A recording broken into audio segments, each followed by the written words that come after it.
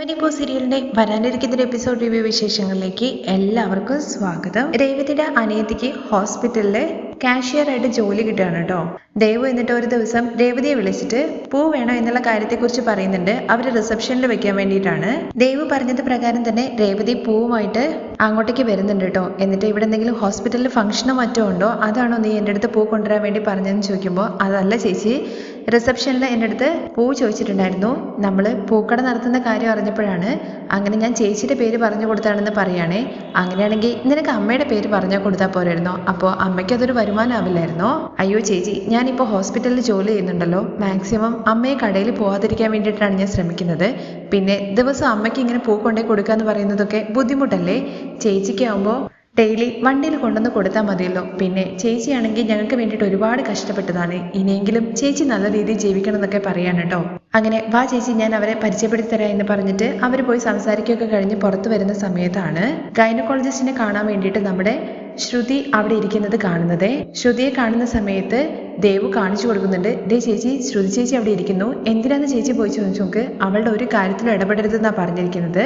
അവൾ ഹോസ്പിറ്റലിന് മുമ്പ് ചെക്കപ്പിന് വന്ന സമയത്ത് ഞാൻ പോയി പറഞ്ഞെന്ന് പറഞ്ഞിട്ട് അവൾ എന്നെ വെറുതെ ഓരോന്നും പറഞ്ഞതാണ്. എന്തായാലും നമുക്ക് ഇതിന്റെ പുറകെയൊന്നും പോണ്ട എന്ന് പറയാണ് കേട്ടോ. അപ്പോഴേക്കും സിസ്റ്റർ ഡോക്ടർ റൂമിലേക്ക് ശ്രുതിയുടെ അടുത്ത് കയറാൻ വേണ്ടി പറയുന്നുണ്ട്. ശ്രുതി കയറി തക്കം നോക്കിയിട്ട് ദേവു ചെന്നിട്ട് ശ്രുതി എന്തിനാ അവിടെ വന്നിരിക്കുന്നത് എന്നുള്ള കാര്യം റിസപ്ഷനിൽ അന്വേഷിക്കുന്ന സമയത്ത് നിങ്ങൾ എന്തിനാ ഈ കാര്യങ്ങളെക്കുറിച്ചൊക്കെ അന്വേഷിക്കുന്നത്? കാഷ്യർ ആണെന്നുണ്ടെങ്കിൽ ആ ജോലി ചെയ്താൽ പോരെ എന്നുള്ള കാര്യം ചോദിക്കുകയാണേ. അവര് എൻ്റെ റിലേറ്റീവ് ആണ്, അവരുടെ പേര് ശ്രുതി എന്നല്ലേ, സുധി എന്നല്ലേ അവരുടെ ഹസ്ബൻഡിന്റെ പേര് എന്നൊക്കെ ചോദിക്കുന്നുണ്ട് കേട്ടോ. അത് കറക്റ്റായിട്ട് പറയുന്നല്ലോ. നിങ്ങളുടെ ആരാണ്? എൻ്റെ ചേച്ചിയുടെ ഹസ്ബൻഡിന്റെ ചേട്ടന്റെ ഭാര്യയാണ് അതെന്നുള്ള കാര്യം പറയുകയാണേ. അങ്ങനെയാണെങ്കിൽ നിങ്ങൾക്ക് ഡീറ്റെയിൽസ് അവരുടെ അടുത്ത് നേരിട്ട് ചോദിച്ചാൽ പോരെ? അത് നിങ്ങൾക്ക് പറയാൻ പറ്റുമെങ്കിൽ പറ എന്ന് പറയുന്ന സമയത്ത് അവർ പറയുന്നുണ്ട് സെക്കൻഡ് പ്രഗ്നൻസിക്ക് കൺസീവ് ആവോ എന്നുള്ള കാര്യങ്ങളെക്കുറിച്ച് അറിയാൻ വേണ്ടി വന്നതാണെന്നുള്ള കാര്യം പറയുന്ന സമയത്ത് ഈ ദേവു ആകെ ഞെട്ടിത്തരിച്ച് നിൽക്കുകയാണ് കേട്ടോ. സെക്കൻഡ് പ്രഗ്നൻസി എന്നുള്ള കാര്യം കേൾക്കുമ്പോഴേക്കും ഇതിനെക്കുറിച്ചൊന്നും നിങ്ങൾക്ക് അറിയില്ല എന്നുള്ള കാര്യം ചോദിക്കുമ്പോൾ എന്നൊക്കെ പറഞ്ഞിട്ട് നൈസായിട്ട് ദേവു അവിടുന്ന് വന്നിട്ട് രേവതിയുടെ അടുത്ത് ഈ കാര്യത്തെക്കുറിച്ച് പറയാണ്. രേവതി ആണെങ്കിൽ ആകെ ടെൻഷൻ ആവുന്നുണ്ട് കേട്ടോ ദേവു ഈ പറയുന്ന കാര്യങ്ങളൊക്കെ കേട്ടിട്ട്. അങ്ങനെ വീട്ടിലെത്തിയിട്ട് നമ്മുടെ ചന്ദ്രമതി ചായ ഇട്ട് കൊണ്ടു കൊടുക്കാൻ വേണ്ടി പറയുന്നുണ്ട്. പക്ഷേ നമ്മുടെ രേവതി ആണെങ്കിൽ ഇത് തലയിലേറ്റിങ്ങാണ്ട് നടക്കുവാണല്ലോ, പോയി കോഫി ഇട്ട് കൊടുക്കുകയാണ്. അങ്ങനെ ആകെ മൊത്തം ഒരു വല്ലാത്തൊരവസ്ഥയിൽ രേവതി നിൽക്കുന്ന സമയത്ത് വർഷയ്ക്ക് എന്തൊക്കെയോ സംശയം തോന്നുകയാണ്. എന്താ പ്രശ്നം എന്ന് വെച്ചാൽ ചേച്ചി എൻ്റെ അടുത്ത് പറയുന്നത് നിർബന്ധിക്കുന്ന സമയത്ത് രേവതി ഈ കാര്യത്തെക്കുറിച്ച് പറയാണ് കേട്ടോ. സെക്കൻഡ് പ്രഗ്നൻസി കൺസീവ് ആവോ എന്നുള്ള കാര്യത്തെക്കുറിച്ച് അറിയാൻ വേണ്ടി ടെസ്റ്റ് നടത്താൻ വേണ്ടി വന്നതാണെന്നുള്ള കാര്യം. കല്യാണം കഴിഞ്ഞിട്ട് 1 വർഷമല്ലേ ആയുള്ളൂ, അപ്പോഴേക്കും എങ്ങനെയാ സെക്കൻഡ് പ്രഗ്നൻസി ആവുന്നത്? അപ്പോൾ ഫസ്റ്റ് കൺസീവ് ആയതിനെ കുറിച്ച് ഇവിടെ ആരും ഒന്നും അറിഞ്ഞിട്ടില്ലല്ലോ എന്നൊക്കെ പറയണേ. എന്തായാലും ഇതിനെക്കുറിച്ച് ഇപ്പം തന്നെ ചോദിക്കണം, അങ്ങനെ വിടേണ്ട കാര്യമില്ല എന്ന് പറയുമ്പോഴേക്കും രേവതി അയ്യോ നീ ഇത് പറയേണ്ടത് വെറുതെ പ്രശ്നം ഉണ്ടാക്കരുത്, ഇത് വലിയൊരു പ്രശ്നമായിട്ട് മാറും. ഇത് എങ്ങനെയാണെന്നുണ്ടെങ്കിലും സത്യം ഒരു ദിവസം പുറത്തേക്ക് വരും. അതുകൊണ്ട് തന്നെ നമ്മൾ ഇതിൻ്റെ പുറകെ ഒന്നും നടക്കണ്ട എന്ന് പറഞ്ഞിട്ട് ഒരു വിധത്തിൽ വർഷയുടെ അടുത്ത് ആരുടെ പറയരുത് എന്ന് പറഞ്ഞിട്ട് രേവതി കാര്യങ്ങൾ പറയാണ്. എന്നാൽ വർഷയ്ക്കുണ്ടോ സമാധാനം? വർഷ എന്തായാലും വേറെ ആരുടെ പറയില്ല, നേരെ പോയിട്ട് ശ്രീകാന്തിൻ്റെ അടുത്ത് കാര്യങ്ങൾ പറയുകയാണേ. അപ്പോൾ വർഷയ്ക്കാണെങ്കിൽ ഒടുക്കത്തെ സംശയമാണ്, കല്യാണം കഴിയുന്നതിന് മുമ്പായിരിക്കുമോ ആദ്യം കൺസീവ് ആയിട്ടുണ്ടാവുക എന്നുള്ള കാര്യം. ഇതെങ്ങനെയാണ് എനിക്കറിയുന്നത്? എന്തായാലും നമ്മുടെ വീട്ടിൽ ചേച്ചിയല്ലേ, ഒരിക്കലും നമ്മൾ ഇങ്ങനെ അസംബന്ധമൊന്നും പറയരുത് എന്നുള്ള കാര്യം ശ്രീകാന്ത് പറയുന്നുണ്ട് കേട്ടോ. എന്തായാലും എനിക്ക് ആരോടത്തെങ്കിലും ഒരു കാര്യം പറഞ്ഞിട്ടില്ലെങ്കിൽ സമാധാനം കിട്ടില്ല. എന്തായാലും ഞാൻ ശ്രീകാന്തിൻ്റെ അടുത്ത് പറഞ്ഞോട് കൂട്ടിയിട്ട് ഞാൻ ഫ്രീ ആയി എന്ന് പറഞ്ഞിട്ട് വർഷ അവിടുന്ന് പോവാണേ. പക്ഷേ അപ്പോഴേക്കും ശ്രീകാന്തിനാണെങ്കിൽ ആകെ തലയ്ക്ക് പരിപ്പെടുത്ത കാര്യമാണ്. ശ്രീകാന്ത് ആണെങ്കിൽ നേരെ ചെന്നിട്ട് നമ്മുടെ സച്ചിയുടെ അടുത്ത് പറയാൻ കേട്ടോ. എനിക്ക് അവളെ കണ്ടപ്പോഴേ തോന്നിയതാണ് അവളുടെ പിന്നിൽ എന്തൊക്കെയോ പ്രശ്നങ്ങളുണ്ട് എന്നുള്ള കാര്യം. എന്നാലും ഇങ്ങനെ ഫസ്റ്റ് പ്രഗ്നൻസി കഴിഞ്ഞു എന്നുള്ള കാര്യം പറയുന്നതൊക്കെ കേട്ടാൽ അയ്യോ ഇവള് ശരിക്കും വിചാരിച്ച മാതിരിയല്ല, ഒന്നാന്തരം കള്ളത്തിയാണെന്നൊക്കെ പറയുന്നുണ്ട്. എന്തായാലും സച്ചേട്ടാ എനിക്കിപ്പോഴാണ് ഒരു ആശ്വാസമായത്. സച്ചേട്ടൻ്റെ അടുത്ത് ഞാൻ പറഞ്ഞപ്പോൾ എനിക്ക് സമാധാനമായി. അല്ല നിന്റെ അടുത്ത് ആരുടെ ഈ കാര്യം പറഞ്ഞെന്നുള്ള കാര്യം സച്ചി ചോദിക്കുമ്പോൾ എൻ്റെ അടുത്ത് വർഷയാണ് പറഞ്ഞത്. ഓ അപ്പൊ പെൺവിഷയം ആയതുകൊണ്ട് തന്നെ ഇത് അവർ പറയുന്നത് കറക്റ്റ് ആയിരിക്കും എന്ന് പറയുന്നുണ്ട് കേട്ടോ. എന്തായാലും സച്ചേട്ടാ ഇനി എൻ്റെ തലയിലൊന്നുമില്ല, സച്ചേട്ടൻ ഇത് എന്തായാലും ആരോടത്തും പറയാൻ വേണ്ടി നിൽക്കണ്ട എന്ന് പറഞ്ഞിട്ട് ശ്രീകാന്ത് അവിടുന്ന് പോവാണ്. പക്ഷെ സച്ചിക്കാണെങ്കിൽ ഇത് കേൾക്കുമ്പോൾ ആകെ പ്രാന്തം പിടിച്ച അവസ്ഥയിലാവാണ്. അങ്ങനെ മറ്റാരുടെ പറഞ്ഞിട്ടില്ലെങ്കിലും ഈ വിവരം എന്തായാലും അച്ഛൻ്റെ അടുത്ത് പറയാം. അച്ഛൻ പറഞ്ഞിട്ടുണ്ടല്ലോ എന്ത് പ്രശ്നം ഉണ്ടെന്നുണ്ടെങ്കിലും എല്ലാവരുടെ മുമ്പെന്ന് പറയരുത്, ഒറ്റയ്ക്ക് വിളിച്ച് കാര്യം എന്താണെന്ന് വെച്ചാൽ പറയണമെന്നുള്ള കാര്യം. ഈ കാര്യം കേൾക്കുമ്പോൾ രവി ആകെ തലപ്രാന്ത് പിടിച്ച അവസ്ഥയിലാവാണേ. എന്തായാലും ഒരുപക്ഷെ ഇതൊന്നും സത്യമായിരിക്കില്ലടാ. സത്യമല്ലാതെ അച്ഛൻ ഞാൻ വെറുതെ ചുമ്മാ പറയുന്നതാണോ അച്ഛൻ്റെ അടുത്ത്? അങ്ങനെയാണെങ്കിൽ നിന്റെ അടുത്ത് ആരാ ഈ കാര്യം പറഞ്ഞത്? അച്ഛമ്മ പറഞ്ഞിട്ടില്ലേ കാര്യം ആര് പറയുന്നു എന്നുള്ളതല്ല, സത്യമാണോ അല്ലോ എന്നുള്ള കാര്യമാണ് നമ്മൾ നോക്കേണ്ടതെന്ന്. ഞാൻ പറഞ്ഞത് അപ്പാടെ സത്യം തന്നെയാണ് അച്ഛാ. ഇനിയിപ്പോ ഇതിലിപ്പോ എന്താ ഒരു കാര്യം ചെയ്യാൻ വേണ്ടി പറ്റുക? അച്ഛനല്ലേ ഈ വീട്ടിലെ നാഥൻ.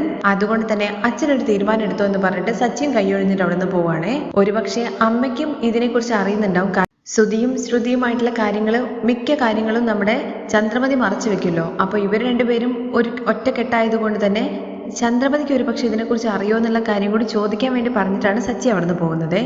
അങ്ങനെ നേരെ ചന്ദ്രമതിക്ക് അരികിലേക്ക് വരികയാണ്.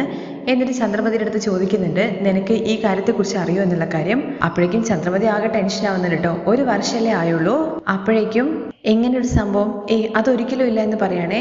ഇനി നീയും ഇതൊക്കെ അറിഞ്ഞിട്ട് മറച്ചു വെച്ചാണോ എന്നുള്ള കാര്യം ചോദിക്കുമ്പോൾ, ഞാൻ എന്തിനാ ഇങ്ങനെ ഒരു കാര്യം മറച്ചു വെക്കുന്നത്? അല്ല, ശ്രുതിയുമായി ബന്ധപ്പെടുന്ന ഒരുപാട് കാര്യങ്ങൾ നീ മറച്ചു വെച്ചിട്ടുണ്ടല്ലോ.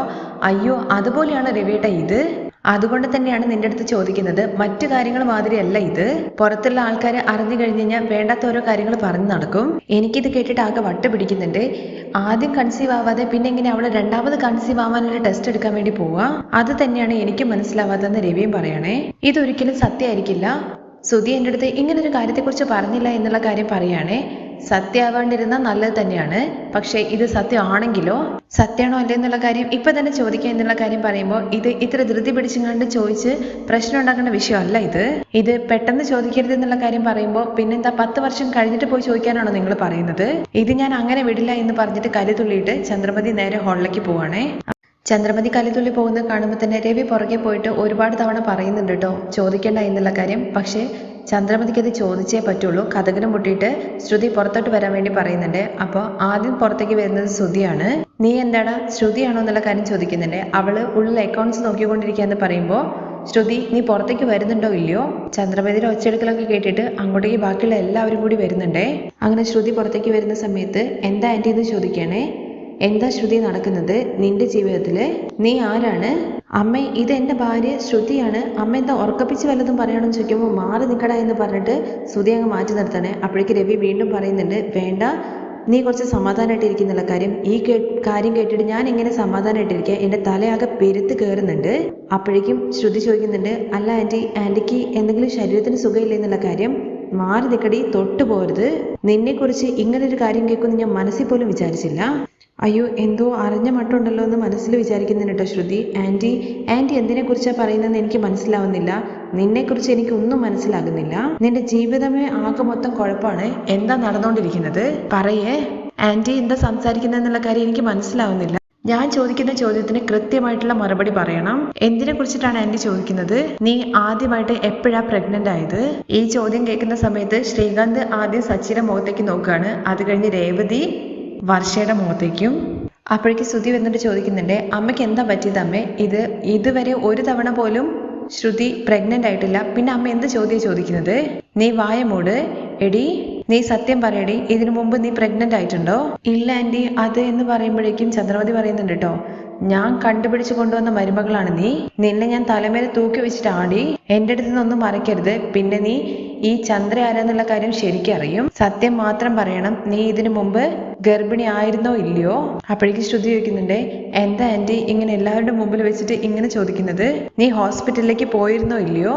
പോയിരുന്നു എന്ന് പറയണേ. അവിടെ നീ 2ാമത്തെ തവണ പ്രഗ്നന്റ് ആവാൻ വേണ്ടിയിട്ടുള്ള ചെക്കപ്പിന് വന്നു എന്നാ പറഞ്ഞത്. അത് സത്യമാണോ അല്ലയോ എന്ന് ചോദിക്കുകയാണേ.